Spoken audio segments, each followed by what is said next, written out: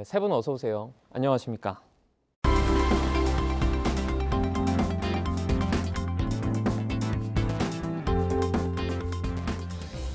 뉴스 리뷰 Y 시작해 봅니다. 먼저 김지연 시청자 평가원이 가져오신 오늘의 주제부터 들어봅니다. 최근 전동 킥보드 사고로 인한 피해가 꾸준히 증가하는 추세입니다. 일부 지자체에서 안전대책이 마련되곤 있다지만 정부가 더 적극적으로 개입해야 한다는 목소리가 나오는 이유인데요.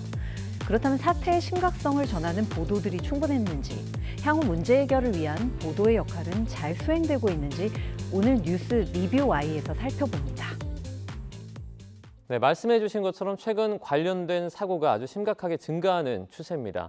저도 불편함을 느낀 적이 있거든요. 이제 길을 걷거나 운전을 할 때 갑자기 튀어나온 이 전동 킥보드 때문에 놀란 적 있으실 겁니다.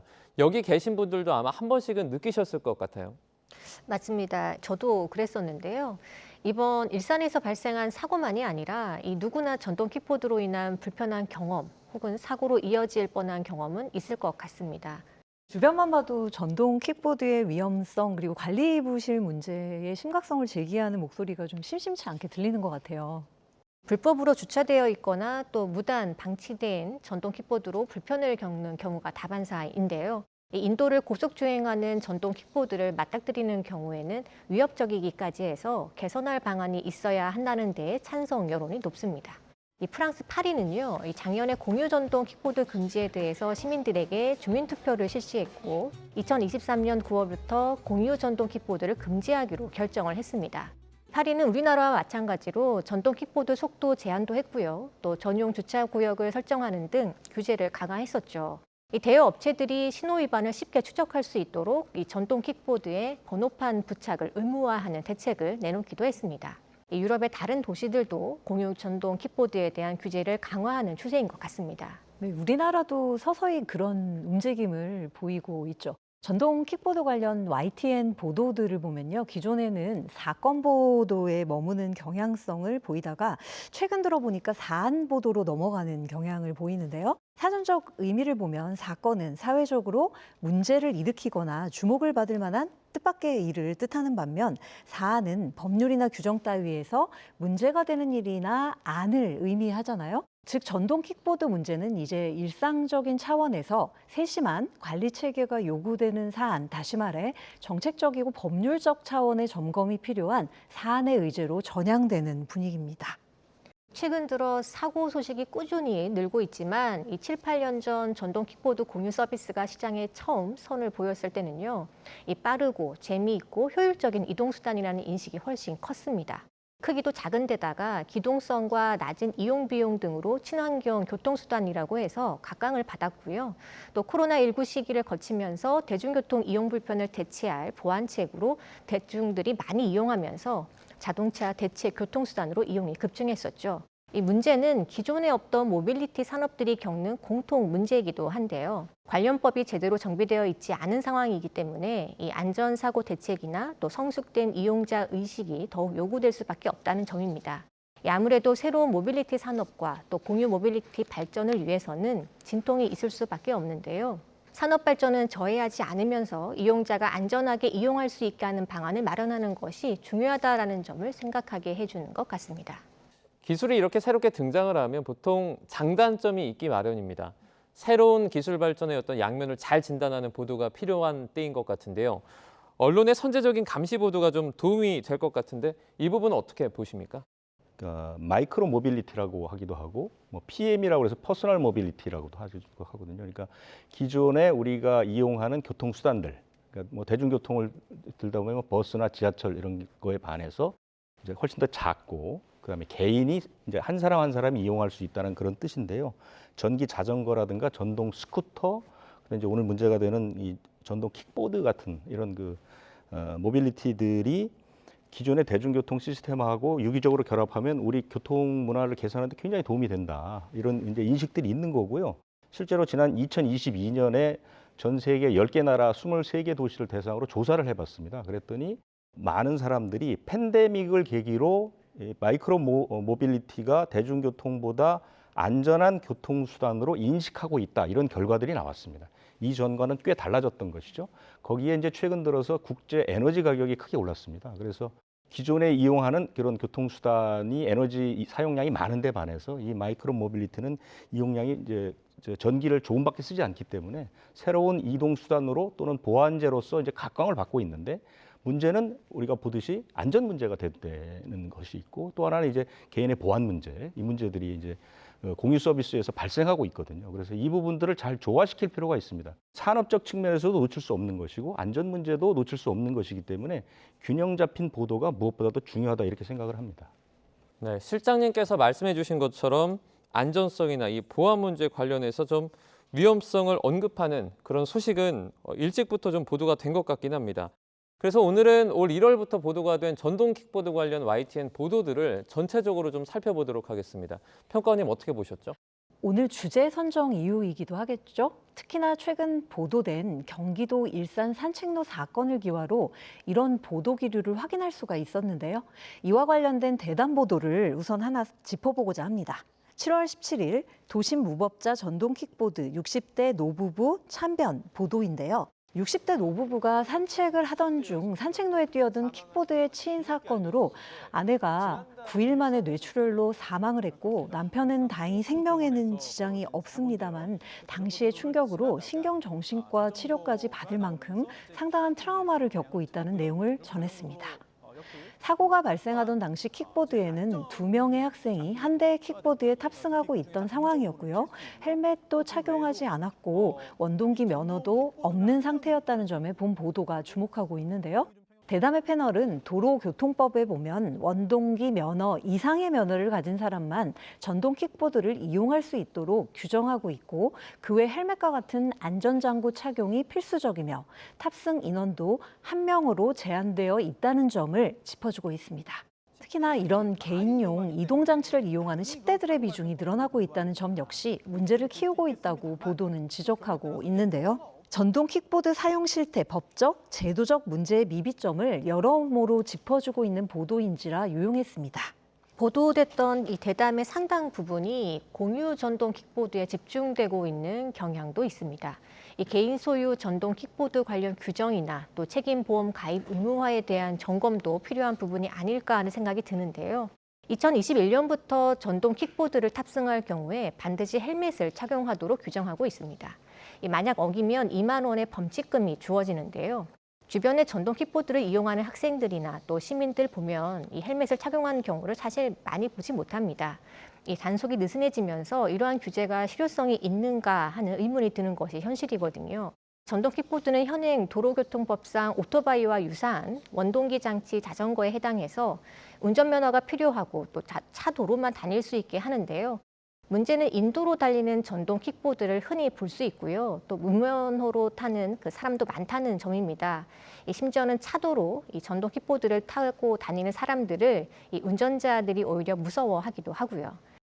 저희가 이제 전동 킥보드라고 하면 아무래도 공유 서비스를 주로 말씀하시는 분들이 많은데, 이 공유 서비스를 넘어서 개인이 이용하는 전동 킥보드 또는 전동 자전거까지 조금 폭넓게 살펴볼 필요가 있을 것 같습니다. 이 부분 어떻게 보십니까? 그래서 제가 아까 말씀드린 것처럼 개인형 이동장치 PM이라고 하죠.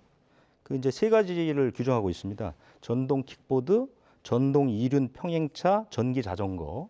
그러니까 우리가 페달을 사용하지 않고 전기를 이용해서 이동하는, 보통 속도가 한 25km에서 30km 정도 되는, 그다음에 무게는 30kg 아래.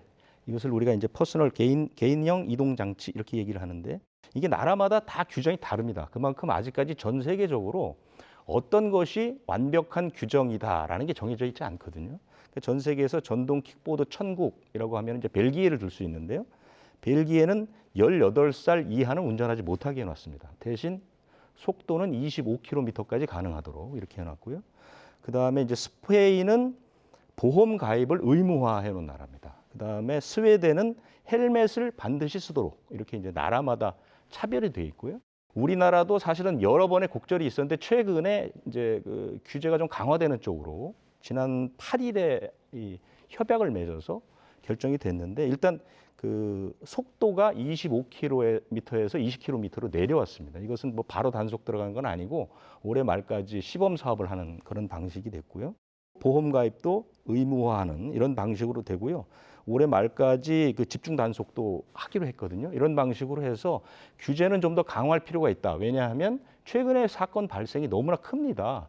지난 한 6년 정도 그 사고 발생률을 보니까 20배 정도가 늘었고요. 사망자도 5배가 6배가 늘었더라고요. 생각하는 것보다 이 전동 킥보드를 포함한 개인형 이동 장치들은 굉장히 필요하긴 하지만 그만큼 안전 문제가 좀 더 제고될 필요가 있다. 이런 상황이거든요. 그래서 우리도 사실은 단속이 조금 강화되는, 규제가 강화되는 방향으로 가는 것은 맞다 이렇게 생각을 합니다. 추가적인 안전 대책이 참 절실한 상황인 것 같습니다. 정부와 지자체 등이 움직임을 살핀 보도도 좀 있었습니까?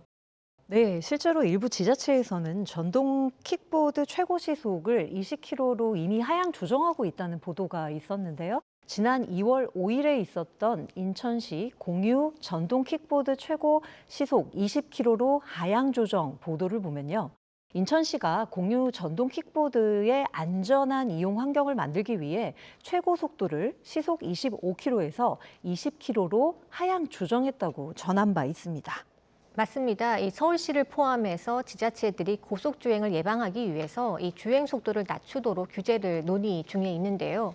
또 더욱 중요해지는 부분이 바로 이용자의 이용 수칙 준수일 텐데 이 헬멧이나 무면허 운전, 또 음주 주행 금지 등을 실천하도록 캠페인도 펼치고 또 충분하게 안내가 있어야 할 부분이 아닐까 싶습니다.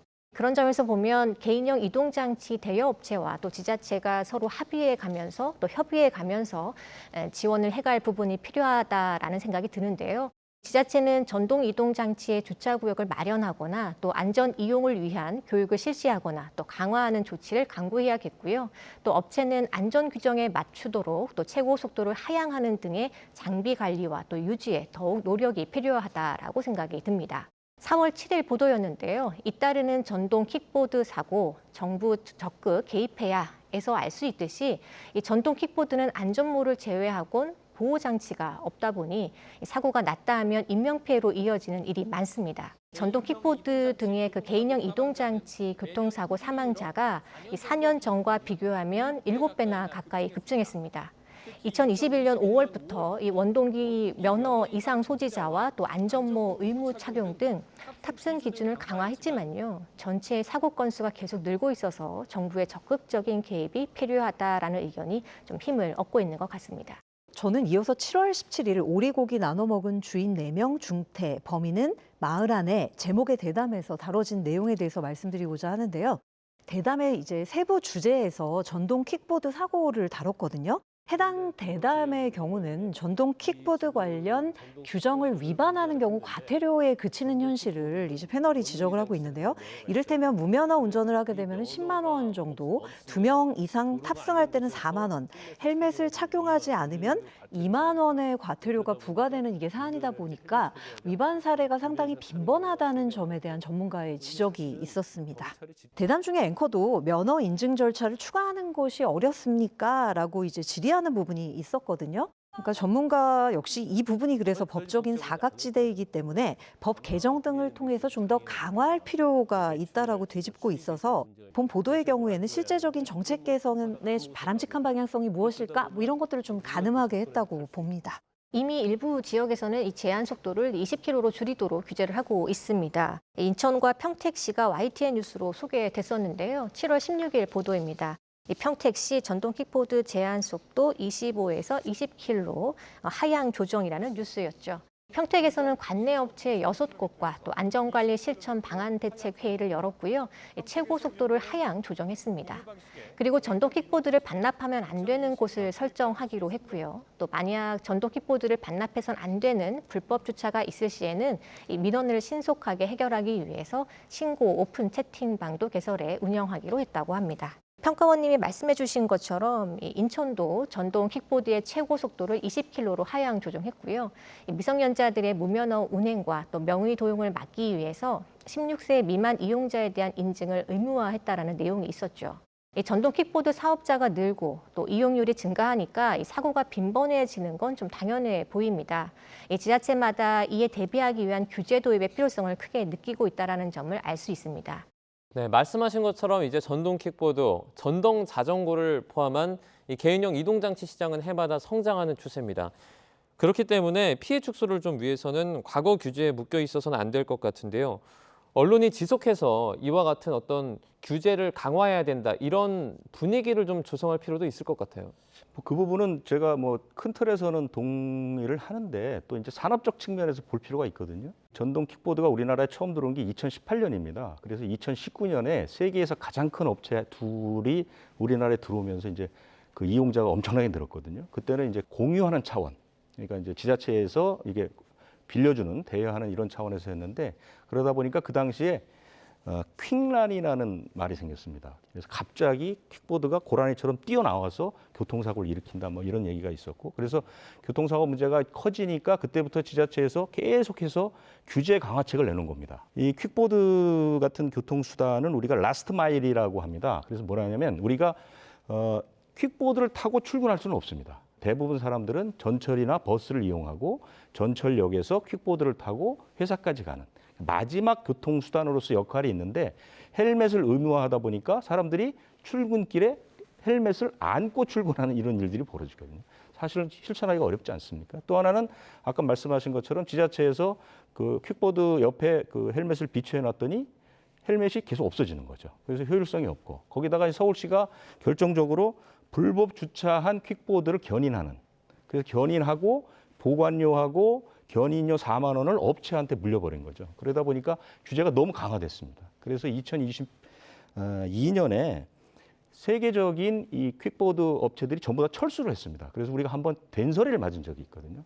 개인 이동형 장치들은 산업적인 측면에서 매우 미래지향적인 그런 수단이지만 너무 규제만 강요할 경우에 이렇게 한 번에 산업 자체가 붕괴될 수도 있거든요. 그래서 기술 혁신 부분, 규제 부분들이 균형을 좀 맞출 필요가 있다. 이 역할을 언론이 좀 해줄 필요가 있다, 이렇게 생각합니다. 기술 혁신과 그리고 규제 부분이 좀 균형을 맞출 필요가 있다, 이런 말씀까지 해주셨습니다. 네, 그럼 오늘 뉴스 리뷰 Y 내용 정리해 보겠습니다. 이것만은 꼭 시간인데요. 먼저 평가원님부터 한 줄 평 부탁드립니다. 사건에서 사안으로 전동 킥보드 보도 꾸준한 의제와 필요해. 오늘 살펴본 몇몇 보도들만 봐도 본 이슈의 심각성을 체감할 수가 있었는데요. 당장의 정책적, 제도적, 법적 보완이 절실함을 알 수 있었습니다. 앞서 강조했듯 무엇보다 본 문제를 사건에서 사안으로 의제화하는 언론의 꾸준한 역할이 저는 중요하다고 봅니다. 즉 관련 사건이나 사고를 전하는 사후 보도에 치중하지 말고 제도나 정책, 의제를 통해 사안에 선제적으로 대응하는 보도 기류를 꾸준히 이어나갔으면 합니다. 네, 이번엔 김수정 박사님의 한 줄 평도 들어보죠. 문제 해결 정책 점검하고 또 안전 이용 안내해야. 자동차나 대중교통으로 이동하기에는 제약이 따르지만 이 전동 킥보드는 주변의 장애물과 교통체증을 신경 쓰지 않고 빠르게 이동할 수 있는 데다 충전이 간편하고 또 가볍기 때문에 필요할 때 언제든지 휴대하기 좋아서 많은 사람들이 쉽게 이용을 하고 있습니다. 이 거리에서 공유형 전동 킥보드에 대한 접근성도 좋아서 이용이 증가하고 있는데요. 킥보드를 이용하기 전에 안전점검, 그리고 전동 킥보드는 도로교통법에 따라 이륜 자동차와 동일하게 취급되므로 관련 법규를 숙지할 것 등이 매우 중요합니다.